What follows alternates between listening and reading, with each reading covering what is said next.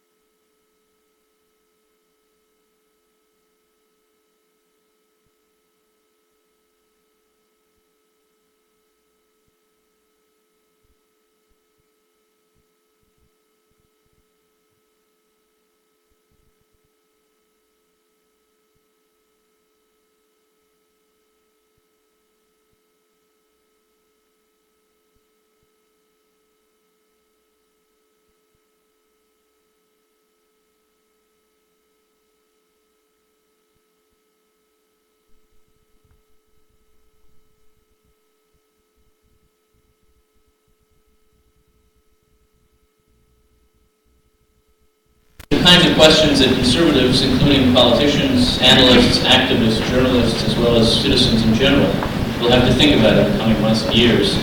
And with us this morning is a panel wonderfully well equipped to help us do just that.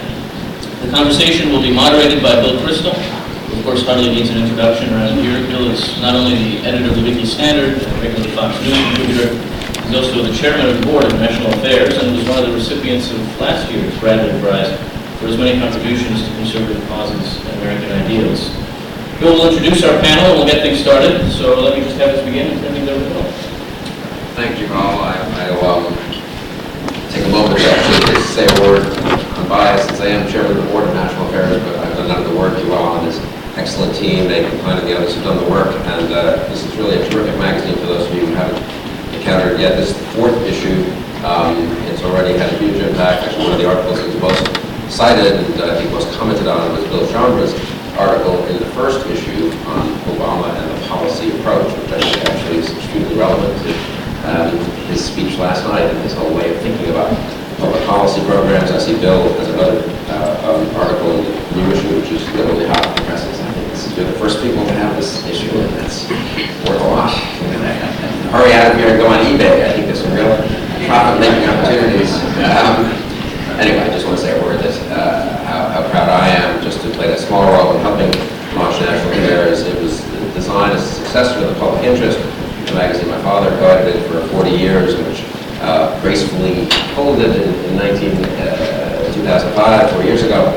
And my father saw the first issue of National Affairs before he died. He was extremely pleased and proud of that. And I know you all know saying that a couple of weeks before he died. So I'm a huge fan of National Affairs. I'm a huge fan of the Bradley Center at Hudson, which does excellent work on philanthropy. You should go to the website and see transcripts of some of the panels they've done, papers that they've produced. I think they will have a transcript of this panel. In fact, I'm putting some pressure on you guys here, up on the website soon for those who want to recapture every nuance of every point that Jonah makes. You don't have to go to that. And I do want to say a word about the Bradley Foundation, which I've been associated with informally and sometimes semi-formally, I guess, for about a quarter century, and which is, I think it's safe to say that no institution has done more to help the cause of modern conservatism in both the Reagan years and the 90s and in this past decade, both in terms of domestic and foreign policy, and is now helping the sort of resurgence of American conservatism, and not because it's conservatism, but because it's good for America. And I just want to say a word about just say that the Bradley Foundation is absolutely preeminent in its importance. And I think it is good judgment in terms of helping shape the American future. And let's hope it shapes it more and more successfully in the years to come. Let me introduce the panel briefly. Right to my left, I never thought I'd be able to say that, is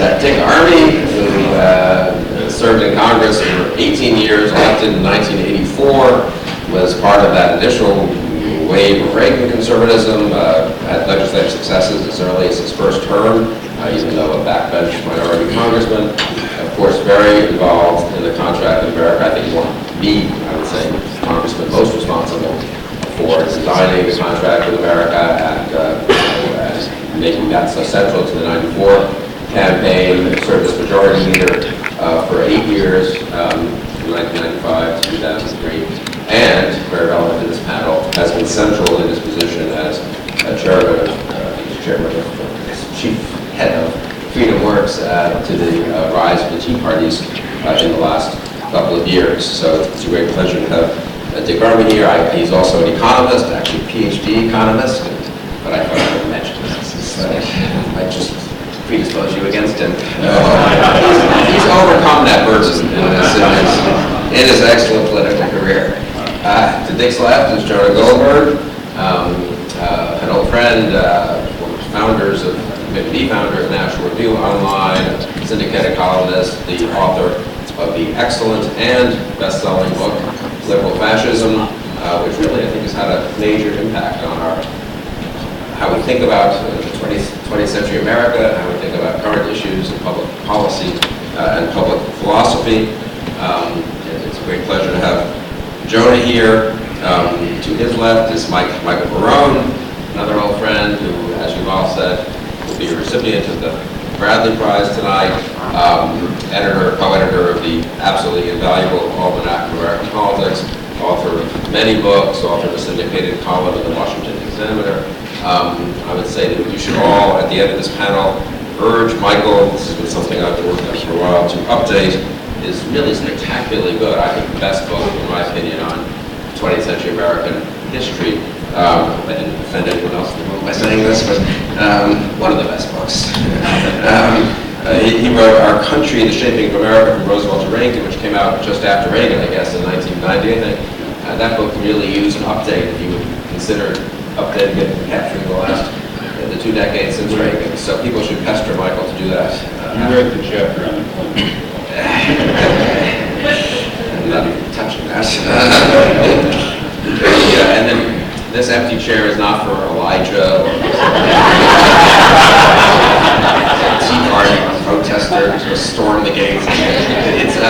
It's for Mike Pence, the congressman from Indiana, who's been in Congress since 2000 and has a distinguished member of Congress and is now conference chair of the Republican caucus in Congress, who has congressional obligations, but is going to be here.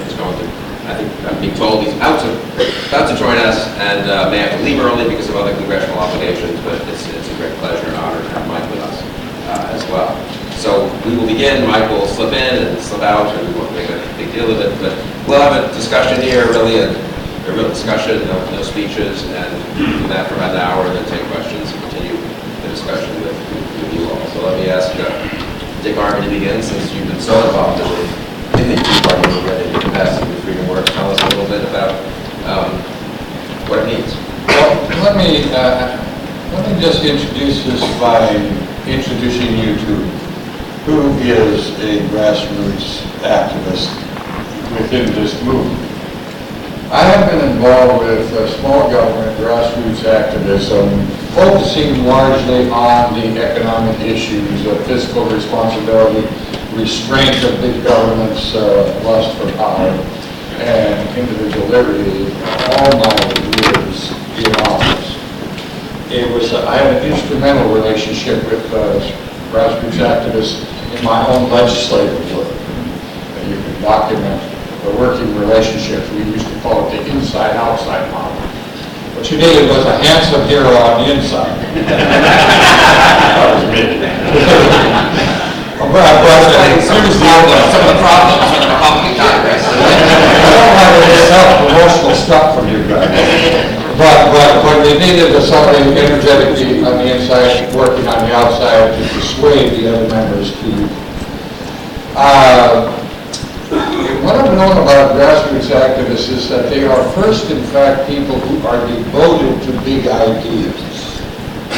And when you take a look at today's large groundswell of spontaneous grassroots activism called the Tea Party. The great big idea to which they are devoted is called the Constitution of the United States. And you have to take the measure of the degree to which they adore the Constitution, not only for its moral and political correctness. That is, our Constitution gets it correct when it is, as Lincoln said, conceived in liberty and dedicated to the liberty of the individual, but also as an organizational document. If you did, after 200 years of the most brilliant scholarship in the history of the world that they did not have, we wanted to put together a blueprint for the political economy with the appropriate and most productive divisions of labor and authority between the public and the private sector, and within the public sector with the appropriate limitations on power. I'm inspired by these folks recently to come up with my latest axiom: it is wise and prudent in one's personal life to know one's limitations. It is a moral imperative in one's public life. And they see that as written into an extraordinarily, critically important guiding principle of the Constitution: constitutionally limited small government, with their appropriate and necessary duties properly understood and effectively executed.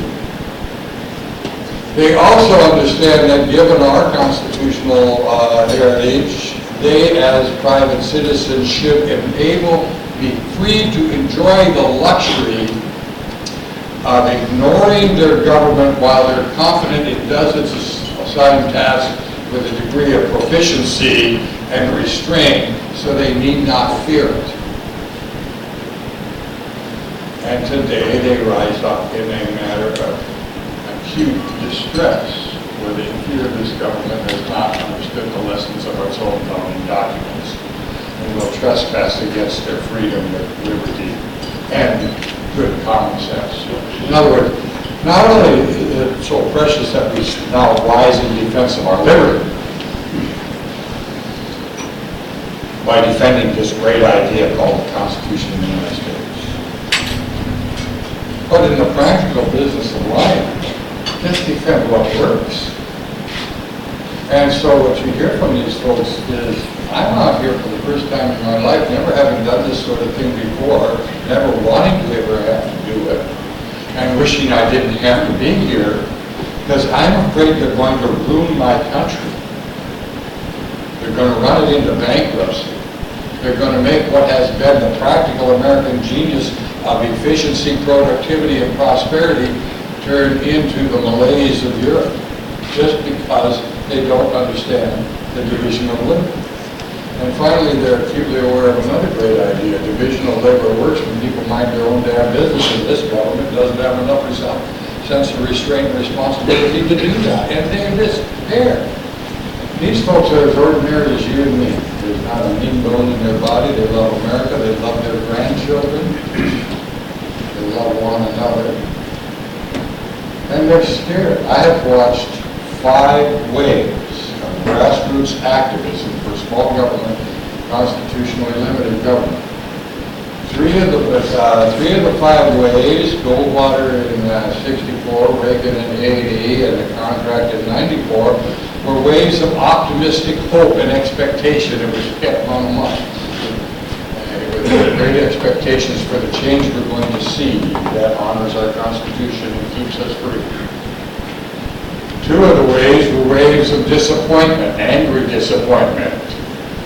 The wave that gave rise to the parole phenomenon in the wake of George Bush 41's disappointing him, and the wave of disappointment they had in the malfeasance as they saw it of the Republican President 42 and the Republican Congress that did attempted to do this problem.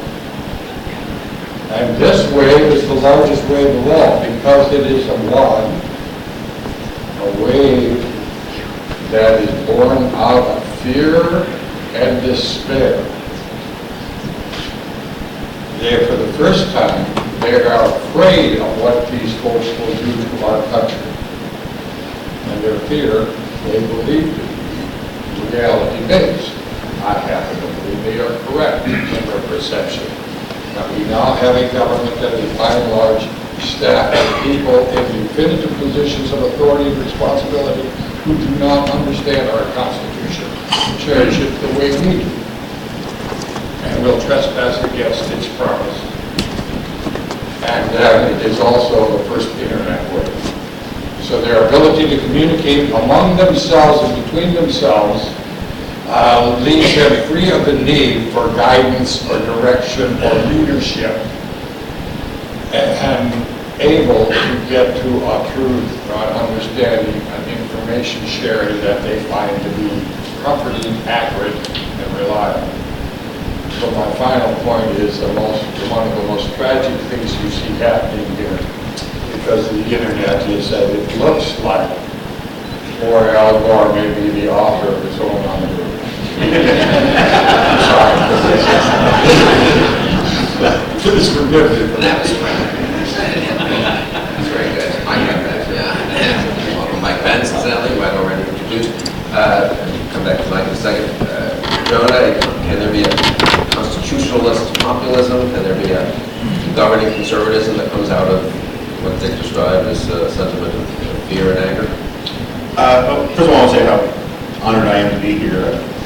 I think I might be on the wrong panel. There are all these very impressive experts here, and I salute Bradley on pulling them together. But I was impressed that these experts were being pulled together so we could tell you guys who's act to get.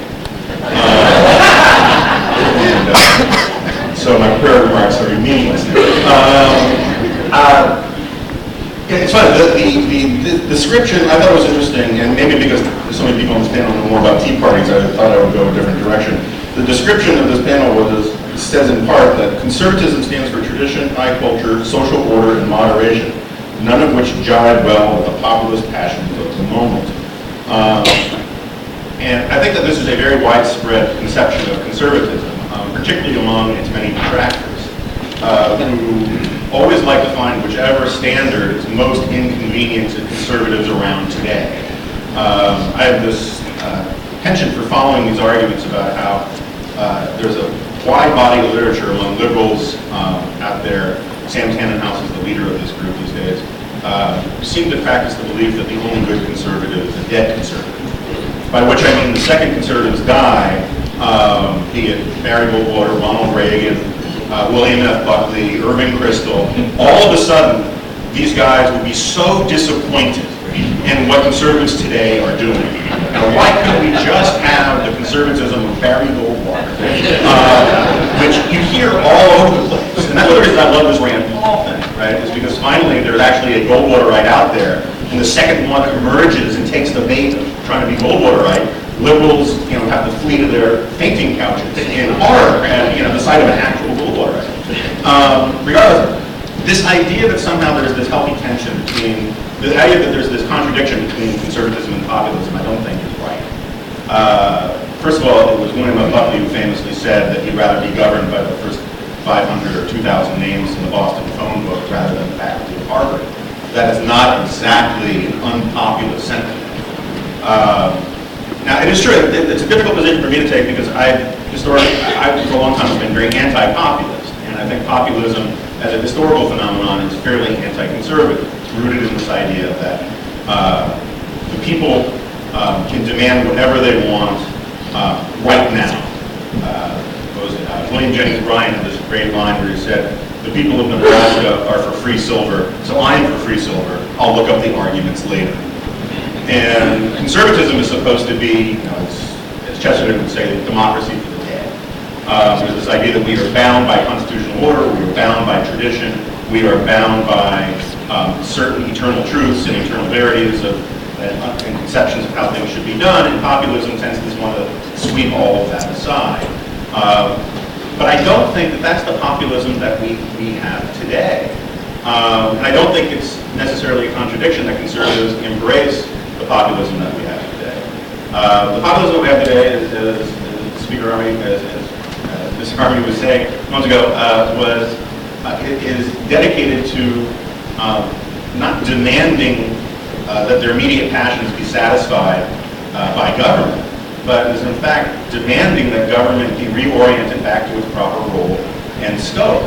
And that is a very different thing than the populism that we saw lead to National Socialism or fascism in Europe. It's very different, in fact, from the American populist movements that began in the 1870s and moved on. It is in many ways a weirdly anti-populist populism, sort of saying that the government should get out of the people's business. It should stop trying to satisfy their immediate passionate desires and instead go back into the proper oriented role.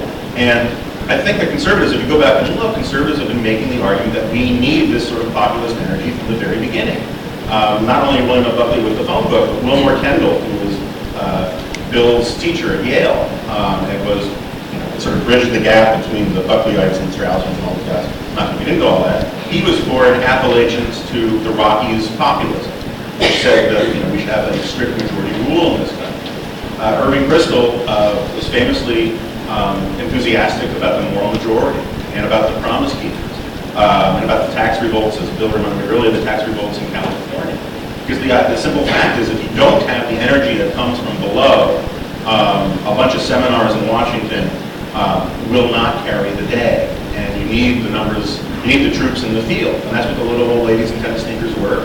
And that's what the Tea Party's are. And does that mean it can't go off the rails? I think the Perot movement certainly shows that it can. That thing started as a fairly centrist enterprise, and by the year 2000, it was a bizarre cargo cult run by Pat Buchanan. But so long as the Tea Party movement stays disciplined to what it claims are its actual principles, and I should say, full disclosure, I was the keynote speaker at a Cincinnati Tea Party rally, and a nicer bunch of people I don't think I've ever met. As long as they stay true to all of that, don't just get distracted by the left or by the right. I mean, there are a lot of people on the right who want the Tea Party movement to become the fighting wedge for pro-life causes. There are a lot of libertarians who want it to take up drug legalization and all the rest. And I think that would be a disaster. So long as they stay true to the constitutional argument, and so long as they stay true to the idea of keeping government limited and within its means, I think it is an incredibly healthy sort of antibody response to the imposition of Eurosclerosis that we saw from Obama. And so I celebrate it, and I just hope it can stay true to the cause. Thanks, Jonah. Michael, if you can, I'm sure Michael wants to discuss how William Jennings Bryan did in his race in 1894 in the suburbs of Omaha, opposed to the inner city. But if you can say a word about that if you wish. Give us your take on that. It was a tough year for Brian. He came back to be nominated at age 36. I'm very fond of the Tea Party movement because it's something I didn't predict. Well, if I predict something, then I already know it. If something happens that I didn't predict, I've got an opportunity to learn and to grow up, hopefully more knowledgeable and wiser. And it seems to me that the biggest political development of the last 16 months, which I suppose some might copy call the education of Barack Obama, is the inrush into political activity of hundreds of thousands, really millions, previously uninvolved people. It's symbolized by the Tea Party movement. I don't think it's limited to that. I think we're talking about a wide range of people. I think they are motivated by very strong moral principle on what is a central political issue, which is the size and scope of government and whether or not, as Dick Armey says, that it exceeds the limits set forth in the Constitution. I'm fascinated by the fact that the constant references to the Founding Fathers. I wrote a column for the Washington Examiner, I think last Sunday, on I went back to the Rick Santelli rant on February 19, 2009 on the CNBC, which is actually a rather artful statement of things, and he brings in the Tea Party, brings in the founders by his references to the Tea Parties, and he says he's going to have a Tea Party in Chicago in July. I don't know why I picked July. I guess that's when it warms up in Chicago. But the warmth spreads to Milwaukee a few weeks later. But that clearly resonates with people. And I think one of the fascinating things, and I say this as a book author, that I've seen over the last few years, is that even as academic departments of history are not replacing scholars of colonial America and the founding people like Bernard Bailyn at Harvard, Gordon Wood at Brown, and so forth, with people that specialize in the same thing. We've got to have, people in transgressive feminism or something that's more important. The American public, the American reading public has been buying books about the founders. We've had, if you would have predicted, even at the time of the bicentennial, when we didn't have this fascination in 1976, that John Adams would be the beach book of the summer of several years ago, people would have thought you were nuts. And in fact, we've had best-selling books on Washington, Adams, Franklin, Hamilton, Jefferson, his various progeny. We may get one on Madison and so forth. The American people are hungry for the lessons that the founders teach. And they have, and they are tired, I think, it turns out, of the lessons that the progressives teach. And if you go back, and Jonah does this in Liberal Fascism, you look at Woodrow Wilson, for example, or Herbert Crowley, one of the founders of the New Republic, and around about 100 years ago, they were saying, the Constitution's old-fashioned, 18th century, horse and buggy. We've got the Model T now, and everybody works in the factories, so this is modern America. And that we've got to have big government to solve complex problems. You have to have elite experts fortified by the wisdom that an Ivy League PhD gives you to decide issues that the ordinary people are really just not competent to navigate the rapids of a complex society. They can't make do for themselves. We have to do this. And we have seen in this administration the personification of that and carrying out into public policy a vast expansion of the size and scope of government of a sort that has not been a realistic possibility of the American people for at least a quarter century, and I think really rather longer. And it turns out people don't like it.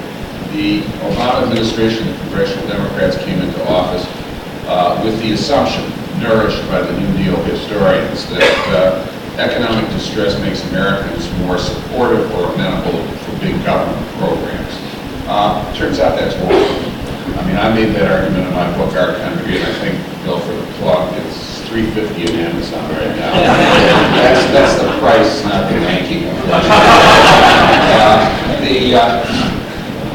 But I tried to make an argument that, in fact, the history of the 1930s is rather different, and if you go back and look at the polling in the late 30s, which some of you may have been doing last night when you didn't have anything else to do.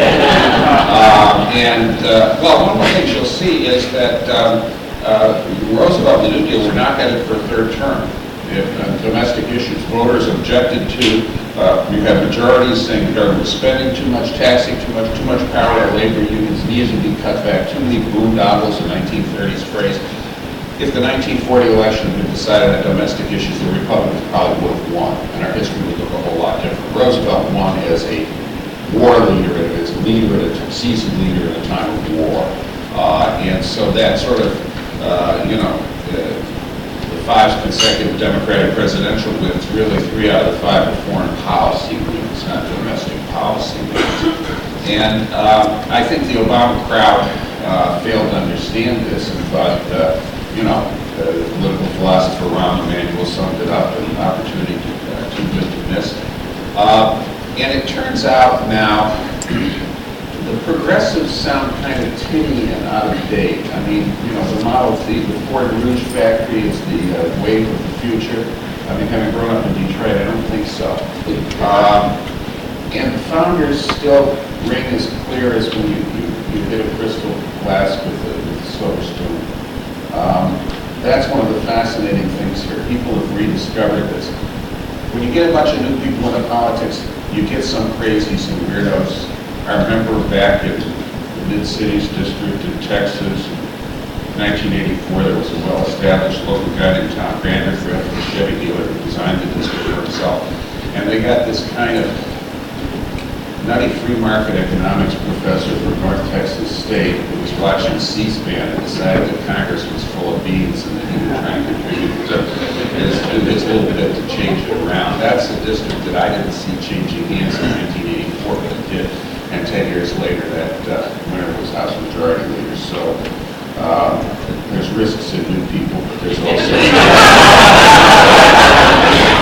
I better Michael off now. There's also potential that nobody can predict. That's right. Thanks, Michael, that was terrific. Mike Pence. Thank you, Bill. It's I feel a little bit like Jonah on a panel like this, and Michael Brown, Dick Arney, Bill Crystal, and like being on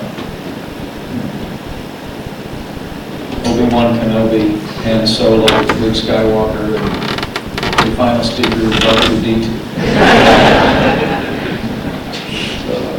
Thank you, Bradley. Thank you, Hudson Institute. It's a great Indiana history, that institution we're proud of. Thank you for including me in this conversation. I've already been provoked by a number of the thoughtful comments that were made.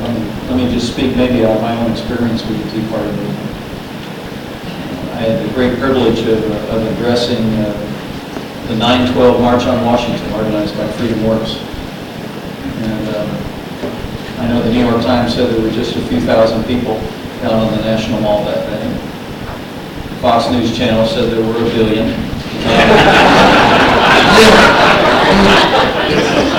But I'll never forget walking out. My family lives here in Washington, D.C. with me, so my daughter had a cross-country meet.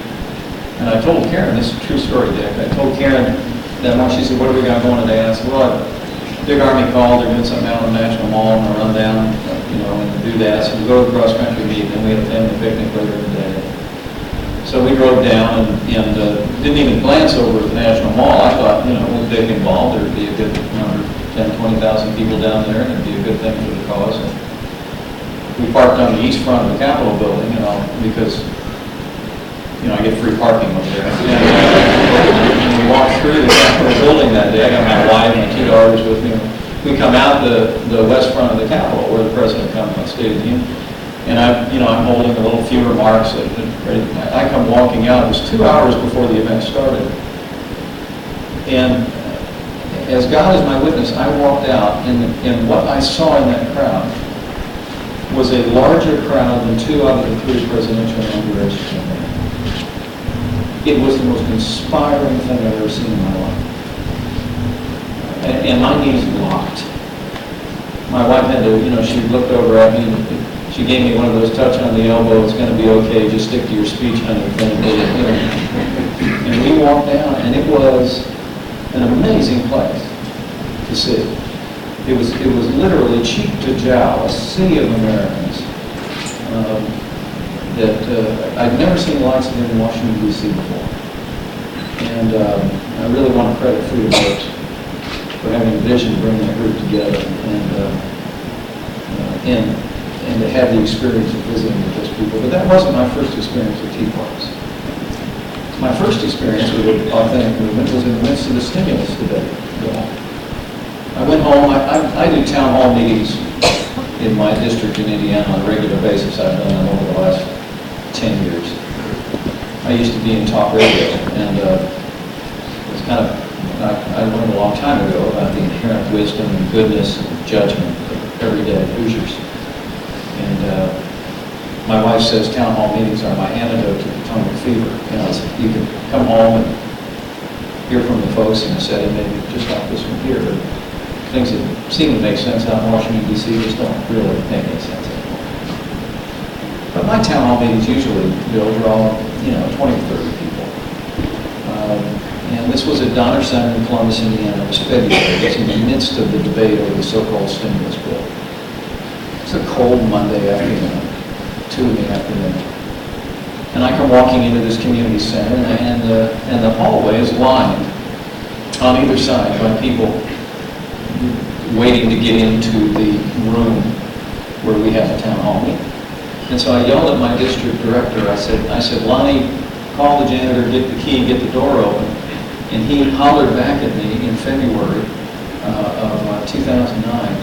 the doors opened, and I was shocked. I mean, there were 100 people in the hallway. I made my way in the room in February, months and months before the 9/12 rally in Washington, D.C., months and months before the thundering tea parties of August and town hall meetings of August.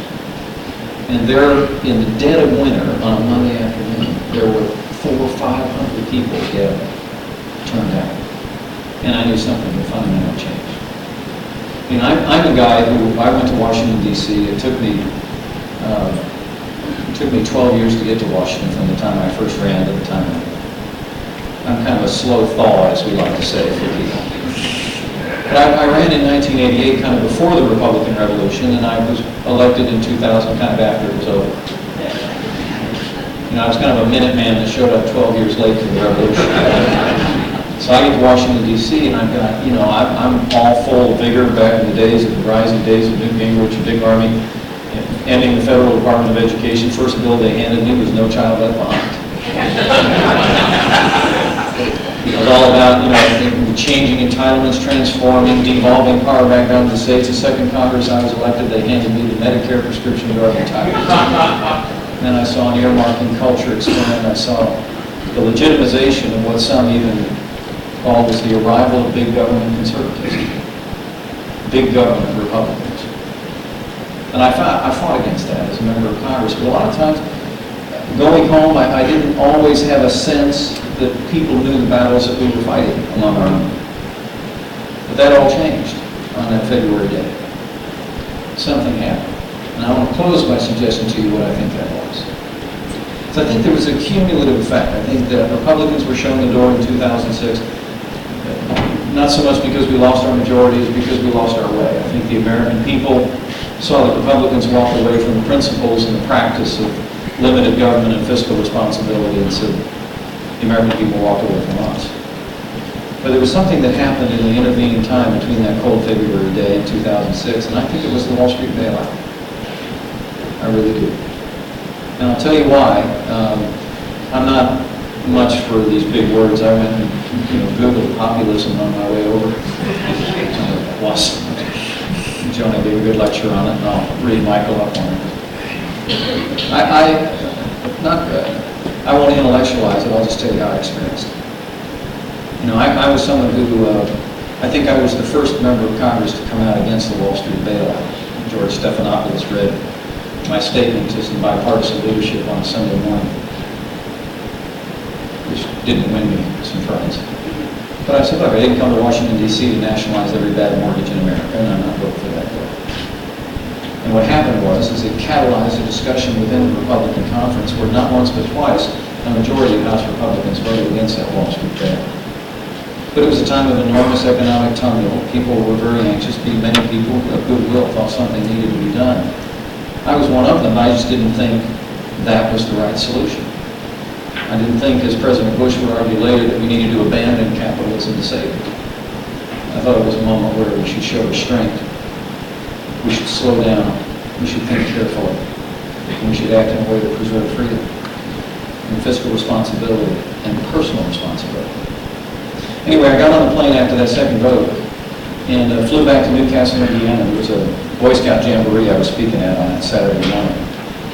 And Dick Armey knows the scene. You show up. I was at the Henry County Fairgrounds, and there's a group of Boy Scouts all lined up Saturday morning, standing up straight for inspection. One shirt tail out, tie pulled to the side. I gave them a little talk about George Washington. And then afterwards, some parents gaggled around me. It was literally the day after the second Wall Street bailout vote. And this one man, modestly dressed, stood off to the side and waited till all the other parents had dispersed. And he walked up to me and he said words I'll never forget that. I think they speak to this conversation today. He said, Congressman, I said, well, you got one of your kids here? And he said, no. He said, no, sir. He said, seen in the newspaper you're going to be out here. And he said, I lost my job yesterday. But I came out here to thank you for voting against that Wall Street bailout. And I said, well, I'm sorry for your trouble. And I said, but I really admire your stand. And he said, no. He said, in anything. He said, He said, I came out here to thank you because I can get him a job, but I can't get him a country. I've never been more moved in public life than I was in that moment. And there was the marriage between populism and conservatism. And a belief in limited government and personal responsibility as being the very essence of what America is all about. In the everyday American, common man. And so I really believe what's happening in the country today, yes, there was a cumulative weight of those battles as Republicans walked away from the practice of limited government. And some noticed, and some were in that fight, and some cheered us on, and some told their neighbors. But in that moment, when America, when they saw their national government walk away from those principles of personal responsibility and fiscal responsibility, something catalyzed in everyday Americans that just said, enough is enough. They're tired of the borrowing and the spending and the bailouts by both political parties. And they're rising up to take our country back. And I really believe that's what this is all about. Thanks, Mike. That was terrific. And actually, just take a moment to say a word of myself. Perhaps this really crystallized for me a couple of points. One, we learned from you that Congress would have free parking, which I think is a good Tea Party agenda item. I imagine we'll be seeing it pretty soon.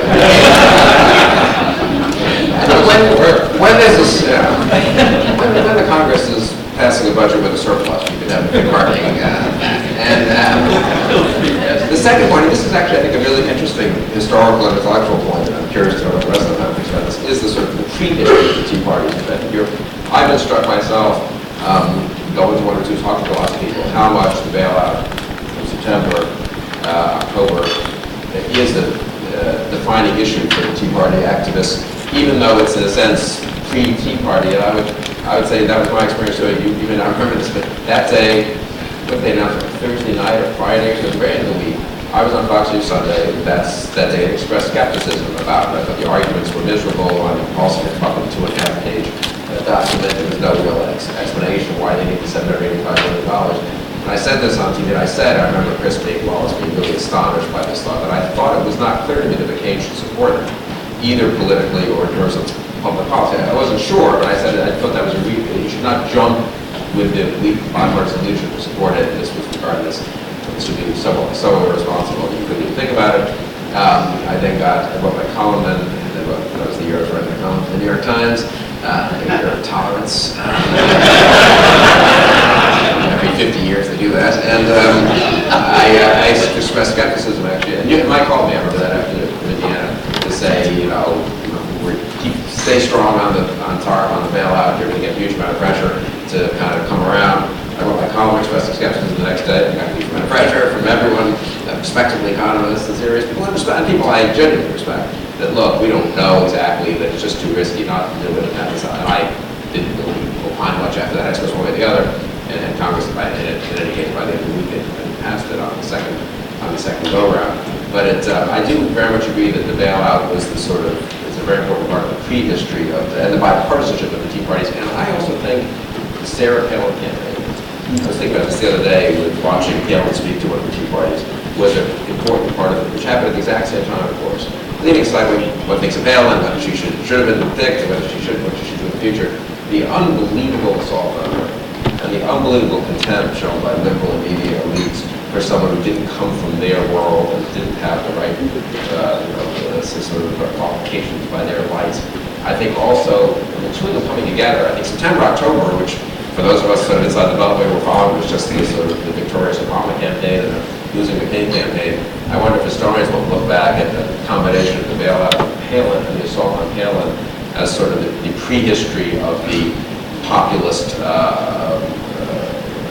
rising up, which didn't really begin until January, February, against, not just against Obama or against the sort of latest iteration of big government liberalism, but I think both of them showed that something deeper was wrong, and that the uprising had to be not just against the last bill or the last year or the last 6 or 8 years, but really we called into question the whole kind of governing elite philosophy, which we were sort of seemed to be living under, certainly by after January 20th, 2009. I say that as Yeah. First of all, I do want to tell you he in the company of this panel of wise, gray-haired old men. Should I have get that here before you get? But at any rate, if you go back, Matt Kibbe and I are doing a book called Give Me Liberty, which is basically trying to give the real chapter and verse, sort of play by play. Where did this come from? How did it break up? Where did it come out? Including the Rich Rad, which was very critical, because Rich Rad is the origin of the name, the Tea Party movement. But the TARP vote is so critical here. So many times prior to September 12th, Tea Party activists across the country who've taken this name for themselves from the Rick Sandelli grant, putting together events, were, in fact, we had a good documentation because there were so many conversations between our shop and these folks who put their event together, rejecting members of Congress who wanted to come speak at their event. Members of Congress always want to get to the center stage. You know, they don't know Army's axiom. If you're in center stage, you get the tomatoes. But at any rate, rejecting them or accepting them on the TARP vote. And in fact, on some very unhappy occasions, people who had voted for TARP who managed to find their way to a stage found themselves rather rudely received when Senator Bennett was displaced in Utah at the end, and when he was bewildered, why did they do this to me? The chant was TARP, TARP, TARP, TARP. TARP was a critically important vote. When we said, putting together the November 12th event, gee, it's at this Capitol, we ought to have some congressmen there. Who can we invite? The first thing we were aware of, unless we wanted to put a congressman on the stage for a rude reception, Which is not a bad thing. which is not a make sure it's somebody who had not voted for TARP. The population of members of Congress from whom we could make the choice who should we invite was quite limited.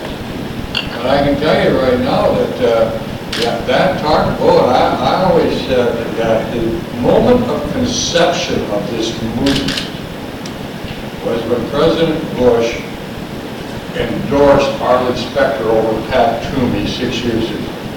That's a moment of conception, barely perceptible, but there was a lot of people across the country, as long as our Republican guy endorsing the Democrat over the Republican, and liberal over the conservative.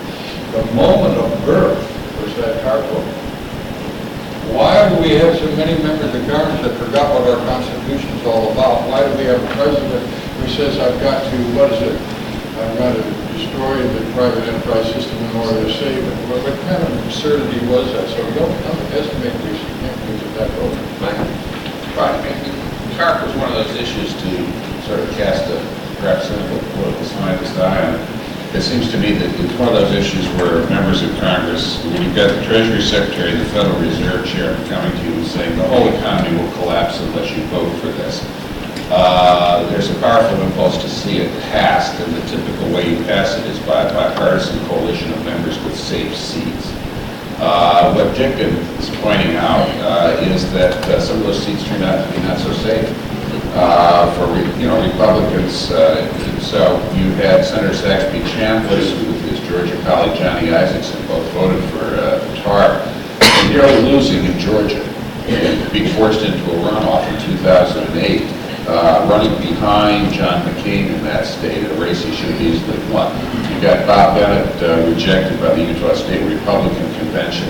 And one of the things that's going on, one of the things that Main Street media is having fun with is that when you get new people, and in Russia, new people in the political system, they cause a certain amount of ruction. They do things that standard political rules tell you they wouldn't do. They run against people in primaries. They tell you, they want to phase out Social Security. They want to repeal the 17th Amendment for popular election of senators. And my old political consultant mind, I hear that and I go, oh. But, sometimes, but in fact, people have struck a vein here. And The Santelli Ram, one of the things about it is it's talking about aiding the unworthy, which is something Mike made reference to and so forth. Why should I pay my mortgage? Why should I bail out my neighbor who's built an extra bathroom and can't pay the payments? That element, I think, is very strong here, as well as a feeling of constitutionality, that you need to have a system which has competition and accountability. Yeah, I mean, the Santelli rent, which I was just looking at the other day, because my colleague Matt Continental is actually writing a big piece about the Tea Parties, partly about Santelli's role, was interesting. It's, people have sort of crowded. It was right around the time of the stimulus vote, February 19th. February 19th. But it was not about the stimulus itself. It was about the mortgage proposal. And the complaint against it was not, even though it was CNBC, it was not a fancy economic complaint. It was not this going to cost too much. It was a moral argument against it, really. You were helping the people who were irresponsible at the expense of the people who were responsible, which I think, and that seems to have been what hit the nerve, which I think is interesting. Two quick ones. First of all, I want to condemn Congressman Pence's Homo sapien bias. R2-D2 is actually very smart. He knew that. He knew that. It's the summer. Afterwards, I'll give you my name for R2-D2. But certainly, I find it interesting, this whole when was the Tea Party movement born? And it's nice how we're sort of devolving already into a what life begins at conception kind of argument. But I would make the case, to switch metaphors, that whatever lit the kindling that caused this conflagration, what dried out the kindling in many respects was 8 years of George Bush. And I think that one of the things that a lot of conservatives have had a hard time dealing with is that there's a certain element to the Tea Party movement, not necessarily all explanatory, but there's a certain element of the Tea Party movement that is delayed Bush backlash. That the rhetoric of the Bush presidency, compassionate conservatism, when somebody hurts, the government has got to move. The new Marshall Plan after Katrina, the endorsements of Specter, that there was a lot to the largest expansion in entitlements since the Great Society with Medicare expansion. No child left behind. Personally, I'm for leaving some annoying children behind. Stop complaining, we'll leave you behind. There was a lot that a lot of loyal Republicans and conservatives put up with, because the war on terror was a legitimate overriding issue that brought a lot of loyalty and a lot of nose holding. That the alternative, John Kerry, a human toothache, that there are a lot of things that a lot of conservatives had to put up with that they otherwise might not have. And when you then started hearing after Obama was elected, this bizarre counter-narrative that we had had 8 years of market fundamentalism. Right? That, it's amazing how every previous Republican president is always Herbert Hoover. Right? And even Herbert Hoover wasn't Herbert Hoover. And that sort of narrative, that idea that somehow George Bush was this radical laissez-faire president, struck a lot of people as very strange. And then when Obama did all the things that we've already recounted, there were a lot of people who said, enough is enough. And a lot of those people had to put up with John McCain, who they didn't see as a particularly authentic, Reagan-esque Republican, at least on domestic policy. And so I think that, there were a lot of reasons to support Bush. There were a lot of great things that he did, but there was also a lot that stuck in the craw of a lot of conservatives that eventually found expression once Obama came into office. Let me do one of these nuance things. I'll look at the nuance thing. You said some politicians, office holders, Tea Party activists want to phase out Social Security. Actually, nobody wants to phase out Social Security. What they want to do is make it voluntary. Now, if you make it voluntary, by free voluntary, I am free to choose subscription. The logical prediction is it will phase out. Because if people were free to choose, they would not freely choose to put their hard-earned money in the most ill-conceived, badly mismanaged, most bankrupt retirement system in the history of the world, where the government is doing by force of the power of the state exactly what they prosecuted Bernie Madoff for doing by voluntary subscription. Damnedest thing I ever did see. But what they see. This doesn't work. So the dilemma that the left has when you talk about voluntary subscription for a program like Social Security, Medicare, is what I call the Kennedy dilemma. He gave voice to it in the discussion over medical savings accounts when he said, we can't let people have that choice, they'll take it. And they will. You let people borrow them. I'm going to ask you, if you're free to choose to take your share of the contribution to Social Security, walk away from the program today, leave everything you have heretofore put into the program behind, and take your 7.5% on your own hook for your own retirement on your own terms, how many will you take that option? I see a few people here that are older than 45, and they still would take that option. Let me ask, maybe just one more round of discussion, we'll go to the audience. Going forward, I think it's actually very interesting about the prehistory and history of the Tea Parties, and actually quite important, but maybe give the mics to your office. I mean, what do you see sort of things that might, events, surprises, sort of inflection points over the next few months possibly, or maybe over the next couple of years? It's obviously intrinsically very hard to predict, as Michael was saying, how the grassroots movement like this goes, but what do you anticipate as we look forward? Well, I think the thing I've said around the country, and I believe emphatically, is that this is an authentic American movement. This is not a movement from any political party. It's not a movement that's been generated by any particular organization. This is a spontaneous response of the American people that's emanating out of the core ideals of this country. And I love Jonah's comment that I think 8 years of George Bush did dry the kindling, to phrase. But I think there was a sense of, that compassionate conservatism was just another phrase for big government Republicans. And the Obama administration took the runaway federal spending under the Bush administration and put it on steroids. And we've seen more borrowing, more spending, more deficits, debt, bailouts, and takeovers than Americans could have possibly imagine. So I want to buttress by saying, first and foremost, this is an authentic movement that's coming out of what I think is the core ideas of the American people. And so what is political consequence of our bill, I think, is really, I think that's up to the candidates and the parties themselves. People said to me, those sort of issues over the next few months, well, I think particularly could be flashpoints. I mean, I really haven't thought about this much myself. I mean, right. It's got a lot of momentum, but is there another maybe art moment or healthcare moment coming, or is it? well, obviously you see Democrats attempting to take the bad ideas of TARP and make them permanent in the so-called financial services bill. But I get asked frequently, is the Tea Party going to help the Republican Party take back the Congress? My view is that's entirely up to the Republican Party in Congress. It's entirely up to our candidates. If we will offer candidates an agenda that unapologetically advocates a commitment to limited government, to fiscal responsibility, to personal responsibility, to returning our national government to living within our means and reflecting the ideals of the people of this country, then I think the Tea Party voters on election day will know what to do. They'll know where to go.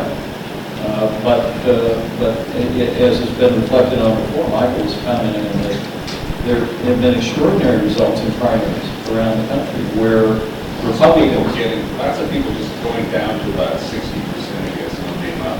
well, popular Republicans who are associated with the borrowing and the spending and the bailouts of the recent past are paying a price. So from my perspective, and I'm traveling the country looking for and supporting men and women in primaries and in general elections who are taking an unapologetic stand for conservative values and trying to back them with everything I've got, because I really do believe the way we win back the confidence of the American people, the way our party wins back a majority in the House of Representatives, is by offering an unapologetic agenda and by offering principled men and women who are willing to come to Washington, D.C., and take a stand on those ideals and put our fiscal house in order. The Tea Party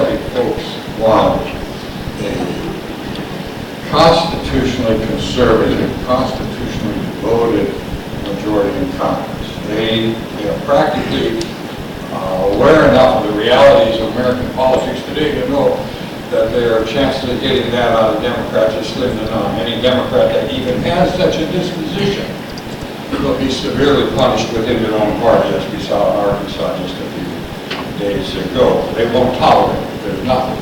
There's virtually nobody that's so mean in their intolerance today as liberals are.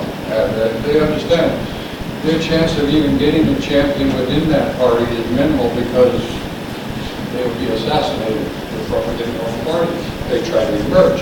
So they turn to the Republicans to say, we would like to help you rehabilitate yourself and become once again the party of Reagan, the party of Goldwater, the party of the Constitution, the party of individual liberty. If you can do that, we will be there to work with you, to be supportive of you in your electoral. But understand this, you're not going to be left to just sit there in comfort drinking backsliding wine when it's over. We will be there to make sure that you stay on the job in the way that we require. Because this is about our country. It's not about you, it's not about me, it's not about our party, it's not about nothing. It's about our country, about my children's liberty. It's about securing the blessings of liberty for our posterity. That's my grandkids, and don't mess with them. And you've never seen so many mild-mannered people. This is Clark Kent out there, ready to go on the phone booth. If you break our heart again, we're going to break your legs. And so, bless their heart, these people, they want to return again to the point where I would dare to stay home and be comfortable and play with my grandchildren, knowing that my government won't wreck their lives.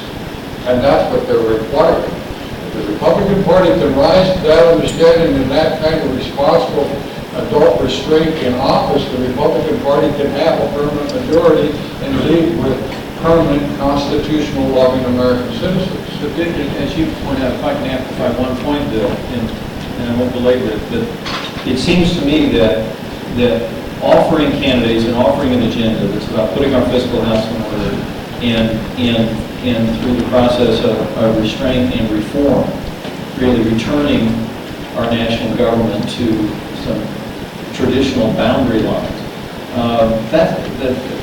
The easier part may be offering those ideas and those candidacies. The hard part is going to be doing it. And the more we can produce an agenda that is unapologetically conservative, the more that we can produce candidates who tell their voters in the remaining days of this election year, if you vote for me, I am going to go to Washington, D.C. and put our fiscal house in order. If you vote for me, I'm going to turn back this rising tide of red ink, turn back a $13 trillion national debt through fiscal discipline and reform. We're going to put our nation back on a sustainable path of economic growth and fiscal policy.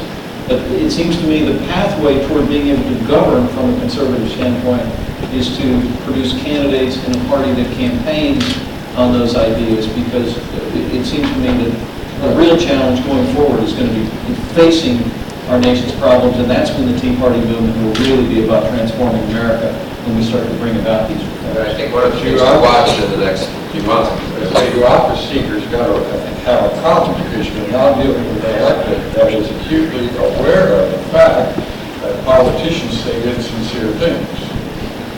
And so, again, you're not going to get an easy step. In '94, when we did the contract with More America, we did it from within. A small band of legislative entrepreneurs. And we have only the task to say, give us a shot, give us a chance, because we're not them. Now you all come along and you got to say, give us a shot, give us a chance, because we're not them, and we're not who we were when we last broke your heart. And so if this change is going to be made today, it can't be done as it were in '94. It's got to be done from outside. And it is happening. And it will happen to the prosperity of the Republican Party in office if the Republican Party in office is the party of constitutional limitations and opposition to the big government liberals in the Democrat Party. If they're not that clearly bright line difference, they're not going to win the majority. Yeah, Dr. Michael Jones, just a second, and then go to the audience. I just would add one of the interesting things to watch over the next next few months, I might just do politics to say this, but will be the tension between a lot of these candidates who were not selected by anyone in Washington, many will be the preferred candidates so far, at least that's been happening in quite a lot of congressional and Senate primaries and gubernatorial primaries, preferred candidates, Republicans to Washington. These candidates are going to have a huge, so they come from a sort of Tea Party milieu, let's say, have taken bold positions, and in the past have taken some very bold positions. They will have to be under huge pressure of the Republican political consultant establishment. And I saw this just this week, meeting with one very fine candidate, I think, who was telling this to me, actually, to walk back some of these positions, to moderate, to be careful what you say about Social Security, to take the instance you just laid out. And, you know, that advice has not always been foolish. I mean, there are a lot of years where you find it wise to listen to your kind of conventional Republican political consultant and not, you know, lead with an incredible, if you're going to have a decent wind at your back and the state's kind of a Republican leading state or they're unhappy with the Democratic incumbent anyway, why lead with something that's hard to explain and controversial, like reforming entitlements? It'll be interesting to see just what everyone's views on what they should do. It'll be just interesting to watch, I think, over the next several months, how these actual Republican candidates campaign and where they think they're better, how bold they think they should be politically, how much they're just willing to say, you know what, I'm just not thinking politically this year, I'm just going to say what I believe, how much voters. I think this is quite possible. Voters who themselves may not actually agree entirely with these candidates will reward them for just being candid and saying what they think and being sort of open-minded and bold, even if they personally aren't sure what the right solution is to some of these things.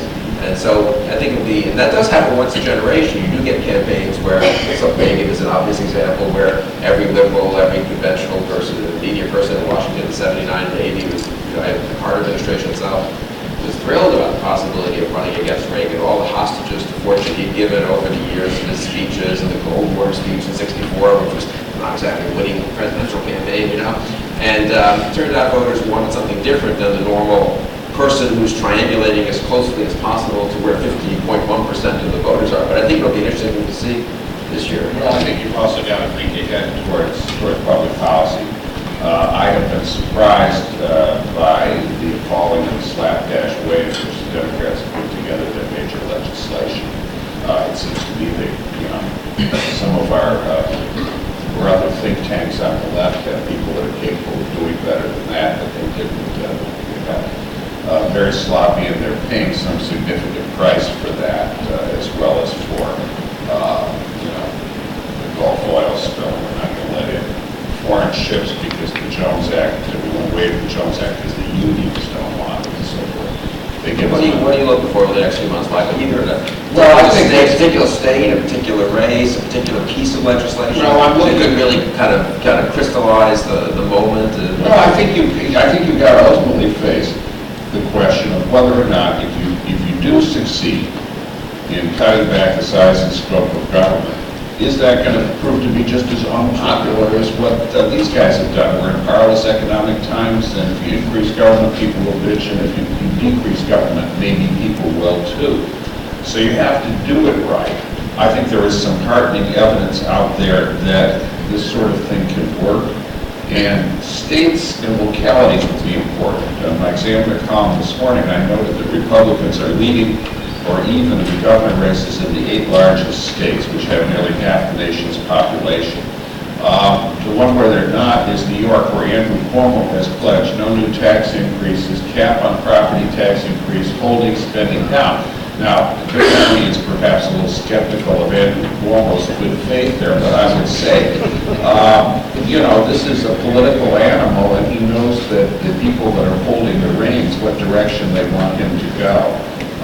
That's interesting evidence. Other evidence comes from Mike Pence's home state of Indiana, where you have Mitch Daniels running a kind of skinflint administration, which suits his personality as well as his philosophical beliefs.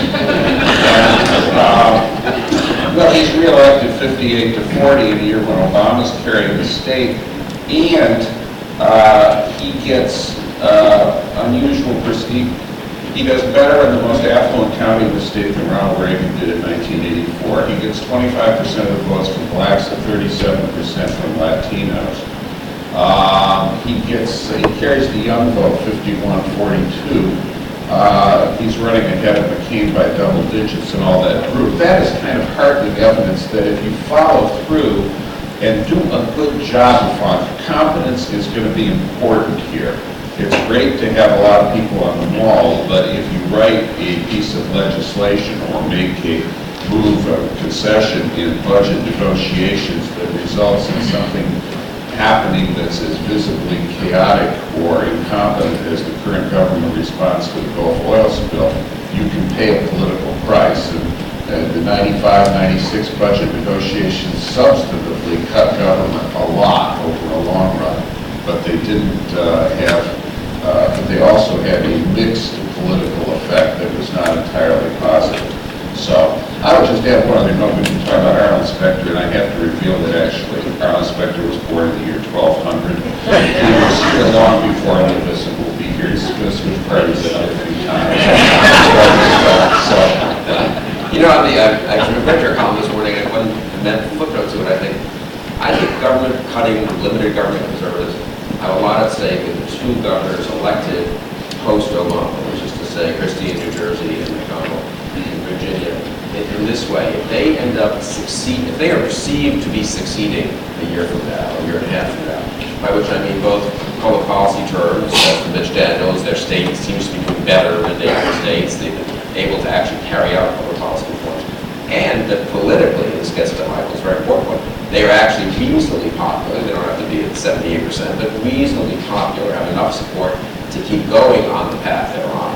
I think that's a very important test. Conversely, I would say, honestly, as a conservative who wishes them very well, I think conservatives will have a problem in early 2012 if Christie and McDonnell and other Republican governors who might be elected this November and other people who run on this kind of platform are blowing up, there's no popular support for it, they can't figure out how to sell it.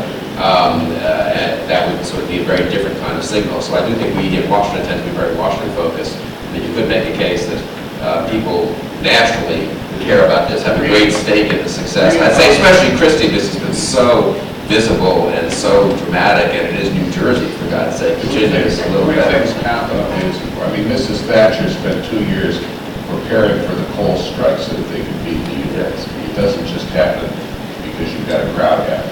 I'll also make a couple quick points. One, I agree entirely with Dick Armey about the role of the Tea Party, the relationship between the Tea Parties and the Republican Party. The Tea Parties are not a third party, and it would be disastrous for everybody concerned if they actually became a third party. But that doesn't mean they don't serve a similar function in a certain way. Richard Hofstadter famously said that third parties are like bees. They have their influence by stinging and then they die. If the Tea Party is successfully stings the Republican Party into girding its loins and returning to its roots and providing a choice, not an echo, and all of those sorts of things, it will have largely served its purpose, and a lot of these people can go back to their lives as I was saying. And that is what is to hope.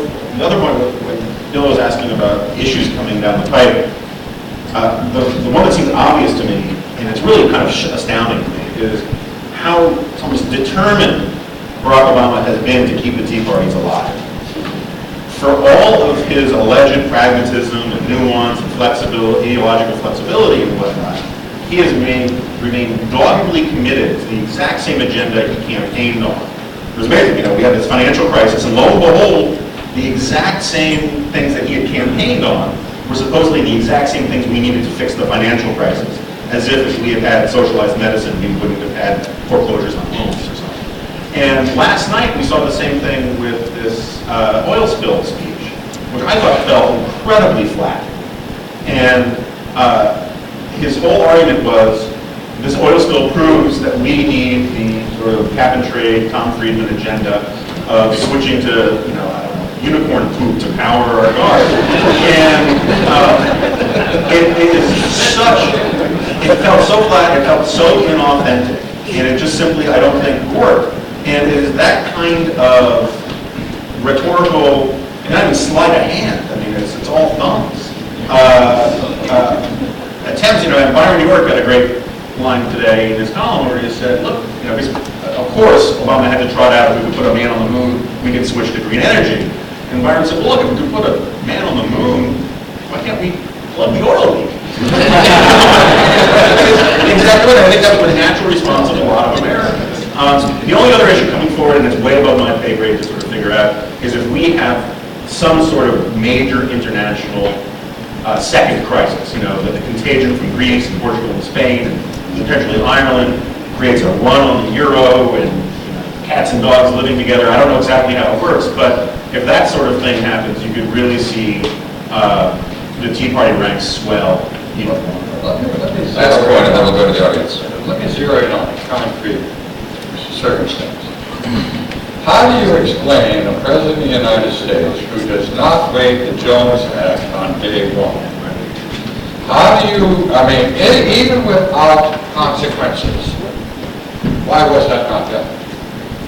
Now, if in fact 14 or 17 nations offered to send men, material, equipment, technology that was superior in its capabilities than what we were able to get off that body of water, and they were blocked because he did not, this is a serious matter. This is like the 7th Cavalry wanted to ride in, and you said, no, you guys, you stay out of here because I want to protect the jobs of my unarmed, ineffective men on the ground. And in my estimation, why is it that I don't know the answers? Were there 14 countries? Were there 17 countries? What was the equipment that might have been brought in? I'd like to know these. Why do I only hear from Glenn Beck? Where is the press in America today? We have a president here that's going to kick somebody's ass, who's going to interfere with whether or not a corporation can pay dividends to its stockholders. That's going to exercise all kinds of power and authority that may or may not be within our concept of constitutional limitations, legitimate authority for a president to exercise. And yet has not done the one most obvious and responsible thing that is at his hand, which is waive the Jones Act. And nobody in the conventional press that I can find is even asking the question, what would have been the consequence of having waived the Jones Act? Or New York Times, get yourself one of them there investigative reporters and teach them how to ask a simple question. What would have happened with respect to men, materials, equipment, time, and technology brought to bear on the Gulf by nation states across this globe who routinely ride to one another's rescue with this gathering of resources and sharing of resources that did not show up in our Gulf because of one silly little labor sop that your kick-ass president didn't have enough sense. Am I being unreasonable here? I'm probably like one of these people that was appalled to find out their congressman didn't read the insurance policy he's going to make me buy, which is something I would never have accepted from my wife. But it's probably, I'm just mean-spirited, unreasonable to ask about the Jones Act. But what I'm appalled by more than the president, because in fact I understand his limitations even more than he does, is I'm appalled at the grotesque irresponsibility of the press. You cannot have a democratic republic, a free republic, a democracy, unless you have a free, independent, and professionally effective press corps. You can't have a free world without a free press that is responsible. And our press right now, to me, is the single most irresponsible institution in our democracy. And this question, why did he not waive the Jones Act, that goes unasked, is our first most graphic evidence today that the press is failing America more than any of our politicians. Okay, on that note, we actually discussed the Jones Act on last Sunday. Rich, you made the point that it hadn't been waived. I actually made the point that President Bush waived it immediately after Hurricane Katrina. Again, not necessarily But the press at large joins with this administration and saying that Glenn Beck and Fox News are a bunch of militant morons. They don't even give you credit for asking the question. No, They don't have the decency to ask. They're not big fans of Fox News. I'm sorry. I've noticed that. Weekly standard, yeah, no, but it's a fair point. It's hard, I think that's fair. It's phone calls to people who let you know about this kind of stuff, saying, well, this wouldn't have been a big deal. But I agree, it's the kind of thing one has to look into. And in any case, what's amazing is, since you don't know ahead of time, this is sort of a in principle, I would say, of policy making. One probably doesn't know ahead of time how useful it would or wouldn't be to have 13 or 17 or 62 foreign flag ships helping do things in the Gulf. You should waive the Jones Act as a precaution, I mean, as a prudent matter. And then it may turn out that unfortunately there's a limit to what it can do. What is amazing is that here on day, whatever we are on, 58 or something, to my knowledge, it hasn't been. Well, Can't Congress incidentally act on that? Well, I mean, you have like NEPA, which is a very small maritime, you discuss them like 10,000 people, it contributes millions of dollars to the Democrats, and there's your answer. Okay, there's what paid for it. I also wonder about the unicorn poop issue. There's an important article in Next National Affairs. Unicorn poop, can it not power the entire motor fleet of the United States? Let Mike Pence say a word, then we'll finally get to. Just one thing, since we're now at an energy seminar.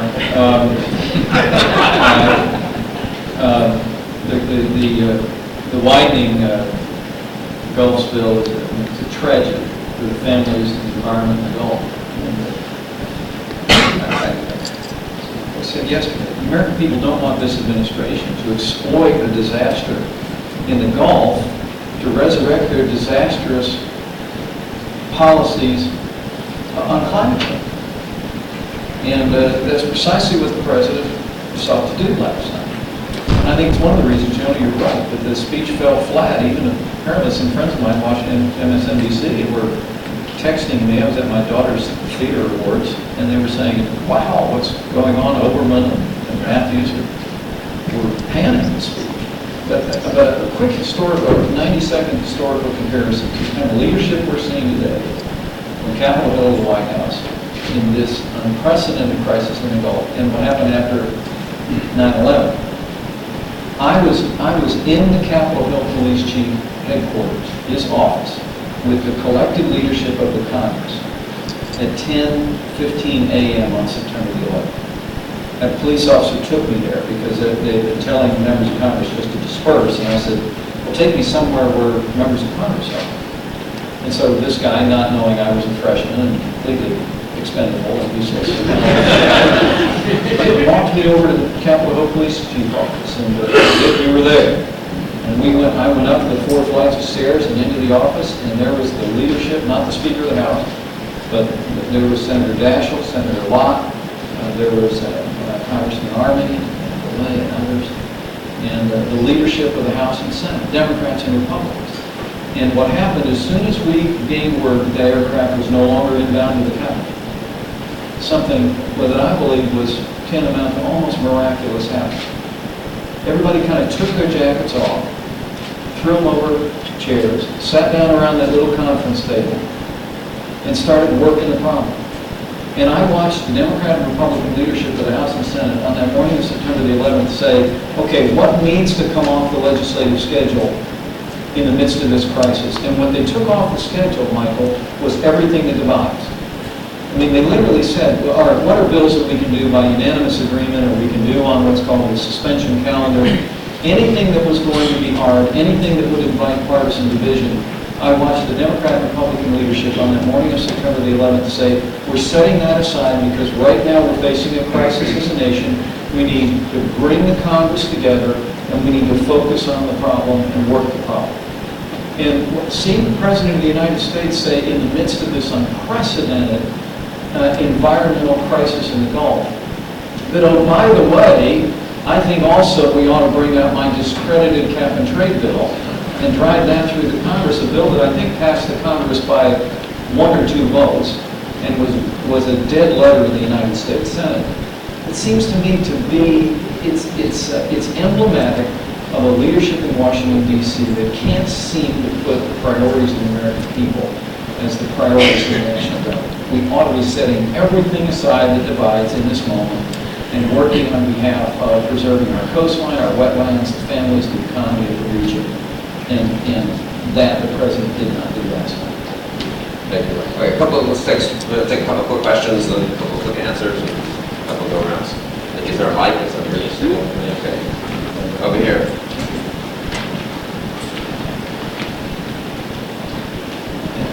My name is Arnold Kling. I wanted to ask, what do you think will happen to the Tea Party movement when it encounters defeat?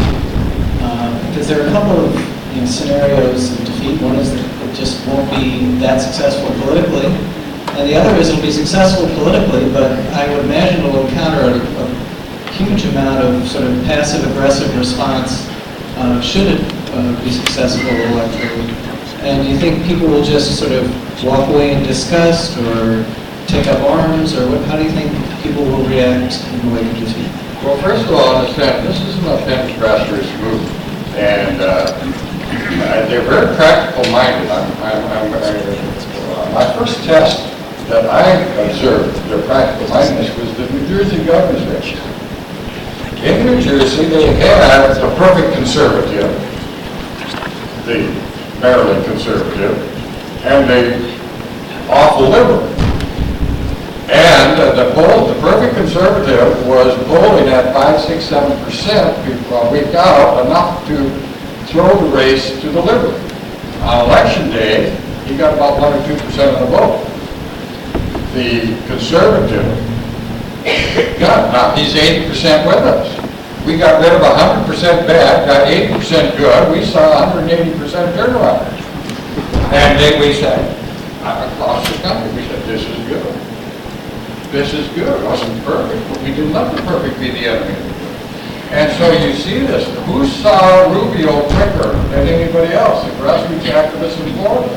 Who saw what was going on in New York 23rd more quickly than anybody else? It was the grassroots activists.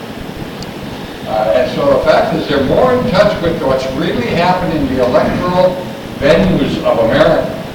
They know they can't always win everything, but they can always win something that gets them closer to what they want. And they can always set a standard, which basically is a message. Mr. Officer, if you want our vote, there are things we profoundly, deeply believe in and on which we will not compromise. We will work with you, we will help you. We believe in America, we believe in We won't win everything, but we'll win something, and we certainly can stop the bleed with what we can. So they will take their disappointments and they'll manage them better than most people do in politics, in my estimation. Michael? This movement in some ways reminds me of what I call the peace movement of the late 1960s, early 1970s, which started off with some dissent from both political parties, remember, and included some efforts in the Republican ranks, though it was primarily in Democratic ranks. It was a group that suffered, that won some victories, that suffered some defeats. He nominated George McGovern, he lost the election. But it's still influential in the Democratic Party today, 40 years later. And I think there's at least a possibility that we could see some important lasting influence. I mean, I remember, I was active in Democratic Party affairs at that time, and you'd see, the old timers would say to me, Michael, so they said, who are the new people? What do the new people want? Some of the new people turned out to be flakes. Some of the new people turned out to be terrific people with great political instincts and had a lot of public policy success in a direction I no longer tend to favor, but we have to recognize that that's true. So I think there is the potential for something similar and enduring here. Question? Yes, ma'am. I'm Penny with CNS News. I wanted to suggest that maybe the next moment coming up in Congress is the new stimulus bill that is going to bail out or save the jobs of teachers and first responders. When according to recovery.gov, which I reported on,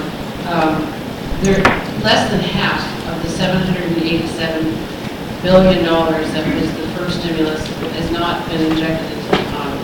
They say the Obama administration said it's been promised, but it's really not out there, and now we're going to spend billions more. Michael, Well, the president this weekend made a renewed pitch in his national radio address for $50 billion in the same failed economic policies of the first stimulus bill and the second stimulus bill. We're actually on grandson of stimulus. What was it Albert Einstein said, the definition of insanity is to continue to do the same thing and expect a different result. We were, The great-grandson, the Bush had a stimulus too. that's exactly right. That's exactly right. But here you have the idea that we can borrow and spend and bail our way back to a growing economy. The American people know we can't. That we were at 7.5% unemployment when the first stimulus was passed. The administration said we had to borrow nearly $1 trillion from future generations of Americans and spread it around in a piecemeal way in the economy, or unemployment would reach 8%. It's 9.7% national now, and it's kind of stuck in up to the axle at a heartbreaking number. And we continue to bully. The American people know how to get this economy moving again. Do what John F. Kennedy did, do what Reagan did, do what Bush did after the towers fell. And that is fiscal discipline in Washington, D.C., and across-the-board tax relief for working families, small businesses, and family farms. But it appears this administration and the current majority of Congress are not interested in trying those time-honored solutions. It's the same failed policies up to present, and they're the failed policies the American people are rejecting. One issue that the question raises, and I've been struck by this, is, which we were early on this note, standing for some, at least on this right, the first stimulus passed, or first, second, whatever, the big one, passed, the degree in which the money is going to the public sector, and Michael's written a lot about this, and the degree to which maybe the politics have finally changed. This is something conservatives have not succeeded on in 20, 30, 40 years, and it's sort of taking on the whole question of the public sector employee unions. I would say, in fact, to some degree, the conservative movement has had an awful lot of big guns trained on unions traditionally in the private sector when they were basically withering away, and those fights to technology and other things were taking care of that. And the degree to which we do now have a really unsustainable and semi-corrupt situation in many states and localities, but now supplemented or complemented by the federal government passing money down to these states and localities for the public sector employees, the public sector unions, which were illegal, incidentally, until 40. In New York, a liberal state, it was illegal for public sector employees to unionize. They now unionize, elect someone, and negotiate with someone who owes them his political future. There's no adversarial negotiation, as there is most of the time in the private sector. And the degree to which Biggest public employee union that is there.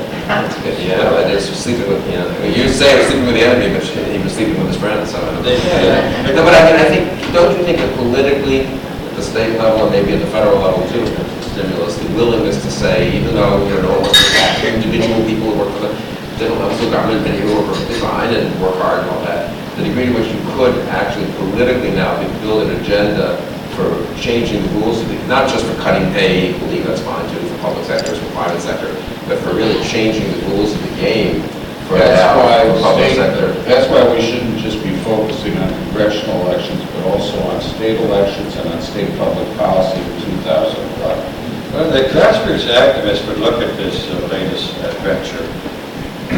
They hear stimulus, but they sense slush fund. And they say, isn't it possible some of these states could do things to sort of tighten down their budget, cut back spending, roll things back a little bit?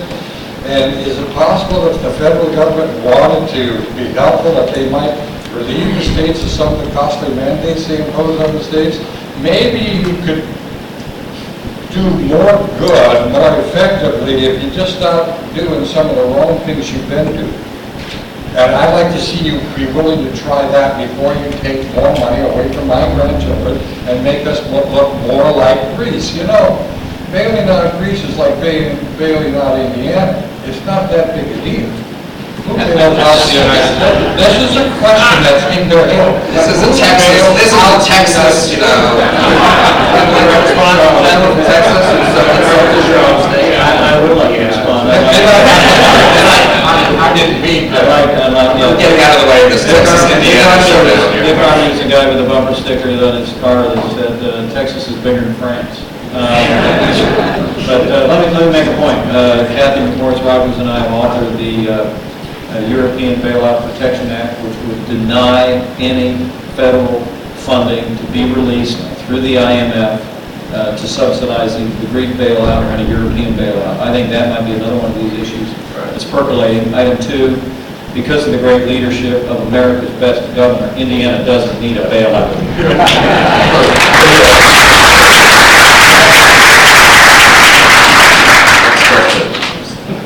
Yeah, in the back here, in the middle. Hi, David Kirby with the Institute for Humane Studies. There was an interesting political poll where they actually went and asked Tea Party people who showed up to the rally that's different than just calling people on the phone and asking them whether they support the Tea Party. They asked them what politician did they most identify with. And half said Sarah Palin, which makes sense for the point that you made, Bill Kristol. But the other half said Ron Paul. And I was actually interested to hear the panelists' thoughts about how Ron Paul has been kind of caught up in the Tea Party movement to the extent lowercase l libertarians are part of the Tea Party movement. Let me speak to it, because you raised this point earlier. There is a word that you use that binds, it's a symbiotic word between Ron Paul, the Tea Party activist, and Sarah Palin. The word is authentic. And that's why they're feared. They're real. They're not plastic. They're not manufactured. They're not staged. They're not choreographed. They're who they are. Ron Paul is who he is. Bless his heart. He's unique. There's only one like him. There's one similar. But he's like the same, And Sarah Palin is authentic. And this drives the left nuts. I mean, they believe in a world where ceremony triumphs over substance, scenario over science, and authenticity. It's like Jack Nicholson said, they just can't handle the truth. And the problem with it, whether you like them or not, they're all truth. They are what they are. What you see is what you get. And it's authentic, and they have a certain affinity for one another. Why do we find, we grassroots activists, why do we find Ron Paul attractive, Sarah Palin? Well, they're real. We just really don't know how much we can say that about most people holding or seeking office. Are they really real, or are they staged? We don't like staged. We've had enough of it. So I would say authentic is the We'll let Mike say a word, and we're going to go to Mike and say a word earlier. He's going to again pretend to congressional duties, park his car in his free parking space. Soon be terminated. Thank you for the honor of being on the panel, and I apologize for slipping out. One last thought to leave you with. And this is something that I've said around the country and to many Tea Party gatherings and grassroots gatherings, and it needs to be said, and that is that what's animating this authentic American movement is that our present crisis is not just economic and fiscal, but it's moral in nature. At the root of these times, I believe there are millions of Americans who see that from Washington, D.C. to Wall Street, people in positions of authority have been walking away from the timeless principles of honesty, integrity, an honest day's work for an honest day's pay, and the simple idea that you ought to be treating the other person the way that you want to be treated, or treating the next generation the way that you would want the one before you to treat you. And so I want to say that as I talk to people in this movement, what I hear is people recognizing that public policy alone will not cure what ails this country. It's going to take public virtue and a return to the institutions that nourish the character of the nation, and reaffirming our commitment to the sanctity of life, the sanctity of traditional marriage, and to the importance of religion in everyday life is also quietly central to this movement around the country.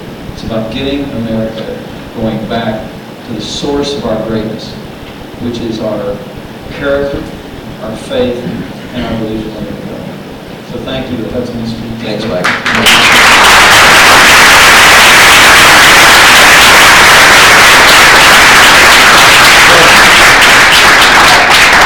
Very quickly, because David and I have been around the horn on these libertarian versus conservative things for a long time.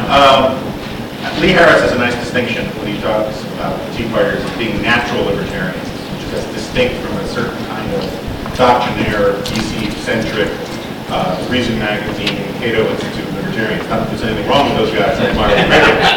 And I think Congressman Pence hit on it quite well, is that there is a libertarian, very strong libertarian aspects of the Tea Party movement, but it's grounded in a constitutionalist understanding that has about that taps into federalism, the idea of pushing these sorts of issues down to the lowest level possible. It's also worth pointing out for all people who want to claim Ron Paul, and I'm not one of them, but I want to claim Ron Paul as this sort of quintessential sort of campus libertarian, that Ron Paul never would have been elected if he wasn't pro-life, for starters, and that he is that part of his success as a politician is that he is personally a fairly conservative person in his cultural comport and whatnot.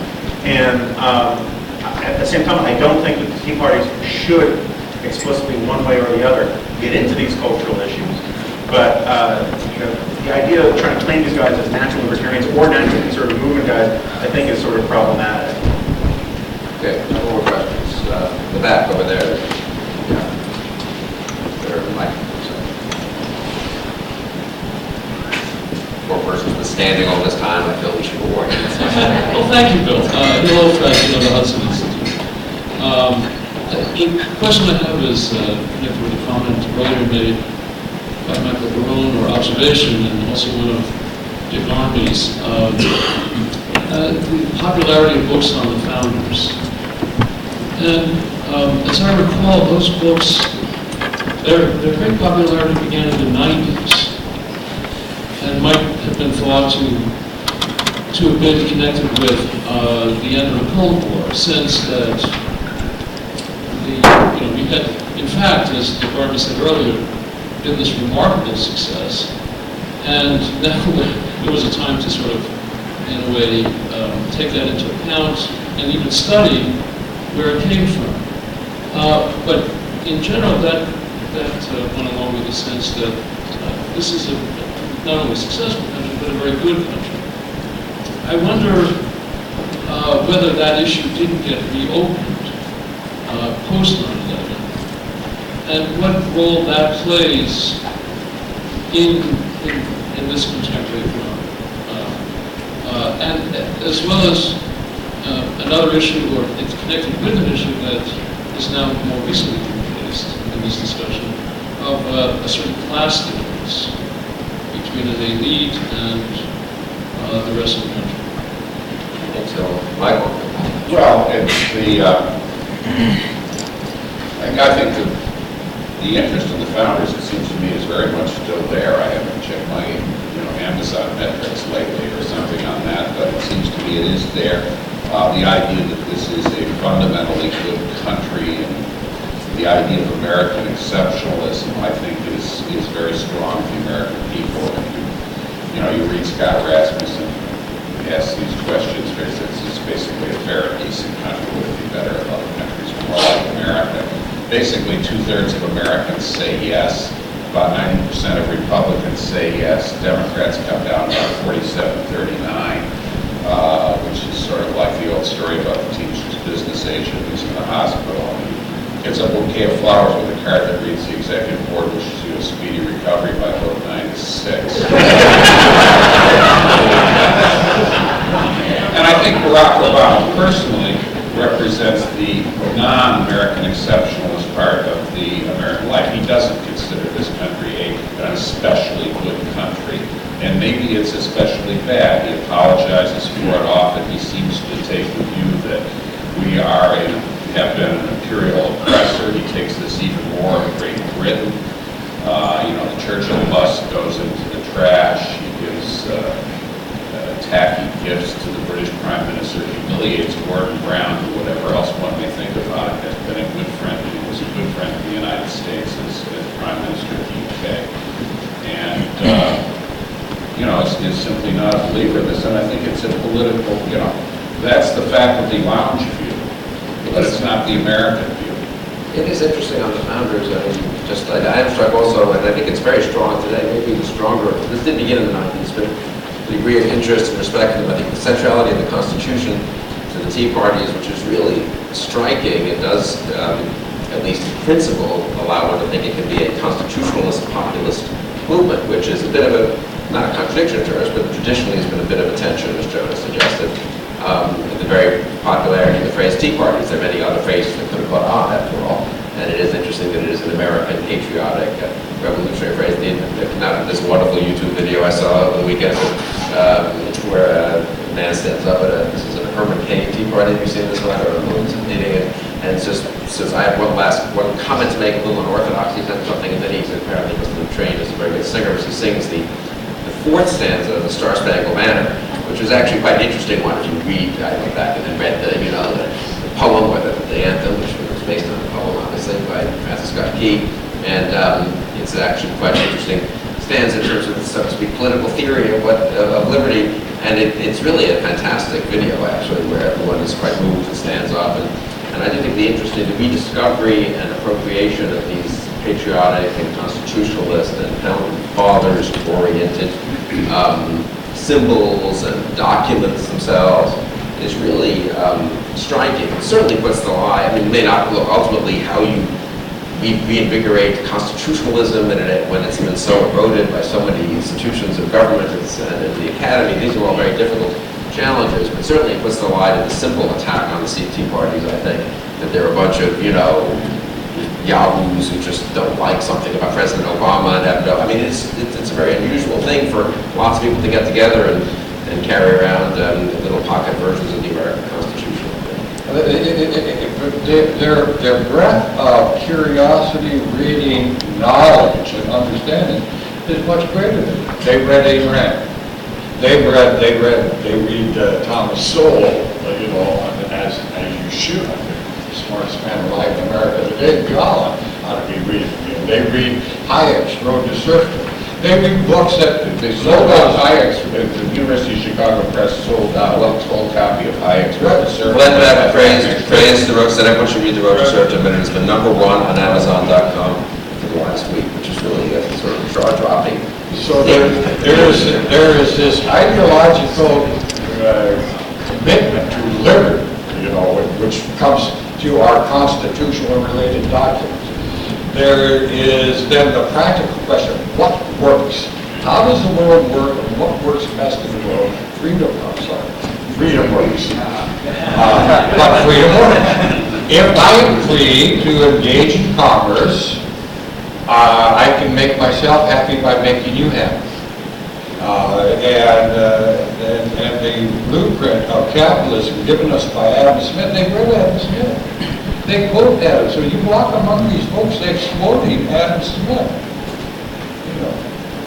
This amazes me. Most of the books they've read are the books that are too hard for the Harvard faculty. So they just don't get it. It's too much hard work to read that stuff. They'd rather read fiction like Gilbert. It's also entertaining.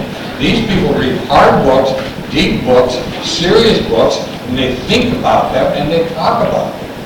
They are a very, very brilliantly literate group of people, and it pains me to see smart alecks put them down as if they have no ideas. That's just smart. That's all it is. And these folks deserve better, more respect. Last question in the front row here to Mike Reed. I agree with the Bradley Foundation. I think this is a follow-on to the conversation we were just having about the people who comprise the movement. In an earlier question, I think I heard someone in the audience suggest that a disappointed Tea Party person might take up arms. I don't know whether that was serious. Probably wasn't. But I'm reminded of the promotions I've been seeing the last few days concerning a documentary that Chris Matthews has done for MSNBC. Based on the promotions, apparently it draws very negative parallels between the Tea Party movement and some earlier populist movements in this country that are very negatively perceived. Not the movements that Jonah referred to earlier, but some others. That seems at odds with the people that you've been describing.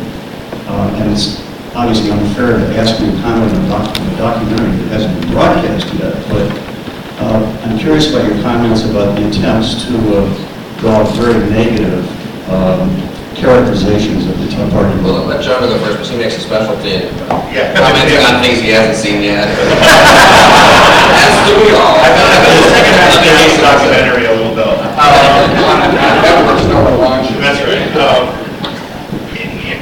This has been sort of fascinating to me because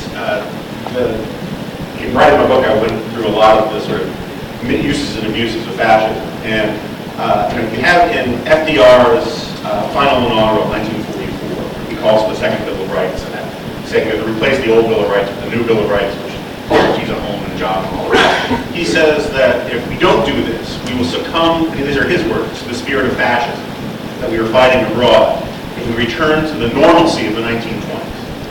And this has been a theme of the left, which Leo Ruggiero, the historian, coined as calls it the brown state, that has been running ever since. And it has never gotten the treatment and the respect from historians that it deserves. So you have FDR saying that if we return to the era of limited government and Calvin Coolidge, we'll be fascists. You have Harry Truman saying that if Dewey wins, that Dewey was in fact a pawn of a Hitlerite cabal. You had LBJ saying explicitly that Barry Goldwater was an agent of hate. Ronald Reagan was always cast as I think it was Abby Hoffman had the best line, the fascist gun in the West. When Contract with America came in, this is one of my favorite moments was you had Charlie Rangel say that Hitler wasn't even talking about doing things like this, which is technically true. Hitler wasn't talking about zero-based budgeting, limiting committee chairs, or anything like that. And again and again and again, there is this race to see the existential threat around the border. I mean, the day before yesterday, we were talking, there were bumper stickers all over the place saying that dissent is the highest form of patriotism. And the second the Tea Parties emerge, dissent becomes the lowest form of racism. And I think that this is something that they will continually try to do. It is in the liberal DNA in a certain way. I think that they cannot conceive of the idea that there is that somehow a limited, fairly libertarian, really can't quite grasp that Nazis weren't libertarians, which is a very odd thing not to be able to grasp. But the reflex of the left has always been to say that any deviation from the party line is a lurch towards Nazism and fascism and whatnot. And it does not shock me in the slightest that Chris Matthews is doing that. But I think that, that the American people have heard a lot of that before, and I think they've got fairly thick skin for it now. Final thought? Well, I saw Chris last night, and I have to tell you, I felt so bad for him. He's a better person than that. And I really felt, I just felt bad for Chris. What's he doing? What's he giving himself over to something? He knows better than that. And I like him as a person. I have a great deal of personal affection for Chris Matthews. But it was sort of like, I had the feeling that I might have had my favorite nephew was doing something really, really out of character and harmful to himself. Chris, you're better than this. Why would an adult person with some intelligence, some background, some experience, some training, just plain act silly like he did last night? I just felt bad for him. And maybe a lot of folks will be upset with me.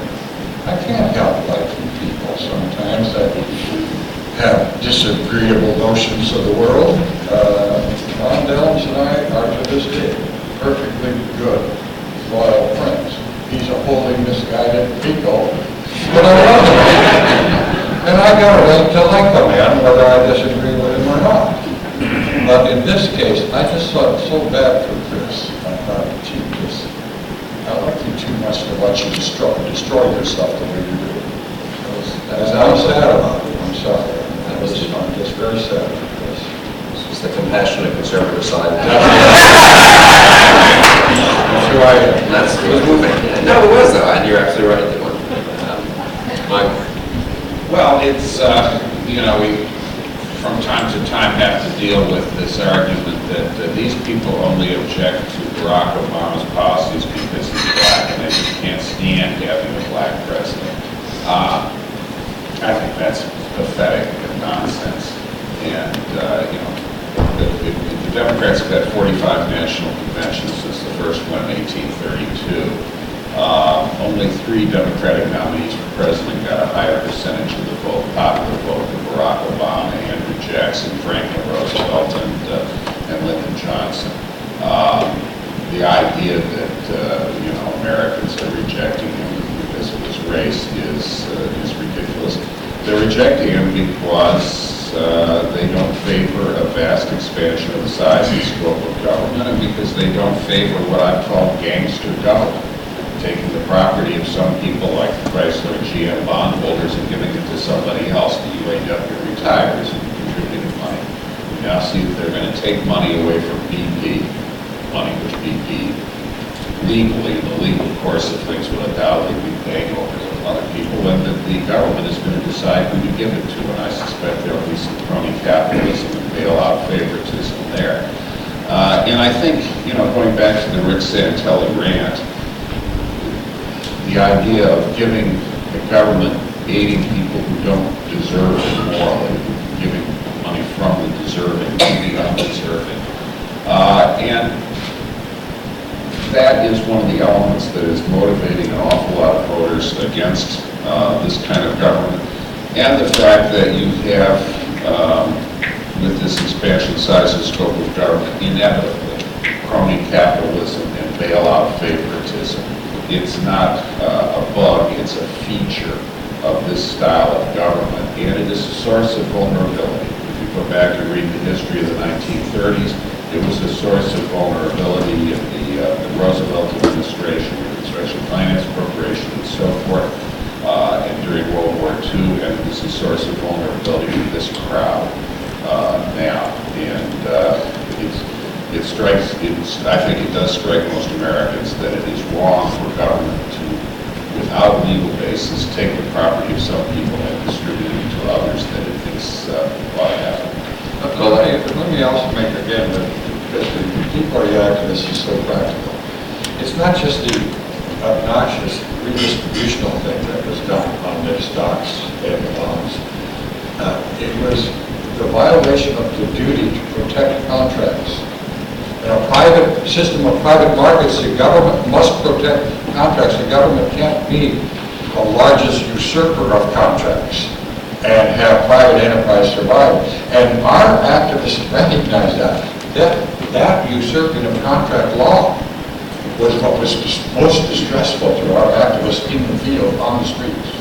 Let me accord with the principles of the Tea Party that we should keep our promises and obey our written rules, that we had limits. We were going to end at 11:30.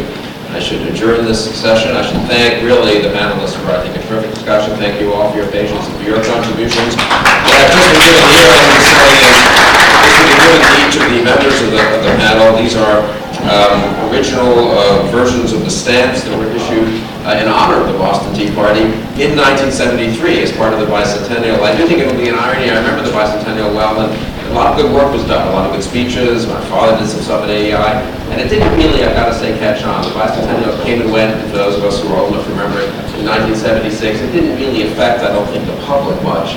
And it would be an irony, one of those ways history works in a funny way, if the kind of resurgence of interest in the principles of the founding comes back here 30 years later. But I think that is happening, and in any case, you all will be able to put on your walls these wonderful Boston Tea Party stamps. Thank you all so much.